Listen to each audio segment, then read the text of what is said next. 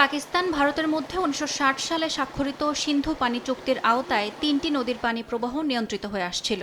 কিন্তু এপ্রিলের শেষ দিকে কাশ্মীরের পেহেলগামে হামলায় ২৬ জন বেসামরিক নাগরিক নিহত হওয়ার পর নয়াদিল্লি একতরফাভাবে চুক্তি স্থগিত করে। সিন্ধু পানি চুক্তি নিয়ে পাকিস্তানের সঙ্গে মতবিরোধের মধ্যেই এবার জম্মু কাশ্মীরের চেনাব নদীর ওপর বাঁধ নির্মাণ করতে চায় ভারত।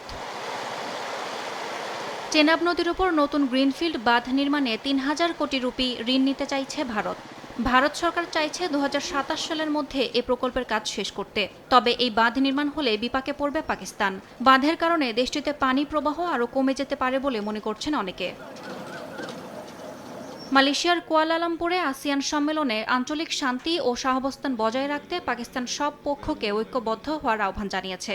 পাকিস্তানের উপপ্রধানমন্ত্রী ইসহাক দার বলেন, আলোচনায় বসতে অনীহা প্রকাশ করেছে নয়াদিল্লি।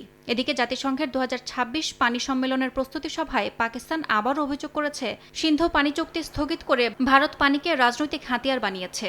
ইসলামাবাদের অভিযোগ, সিন্ধু পানি চুক্তি বাতিলের কারণে ২২ কোটিরও বেশি মানুষের জীবন হুমকির মুখে পড়েছে।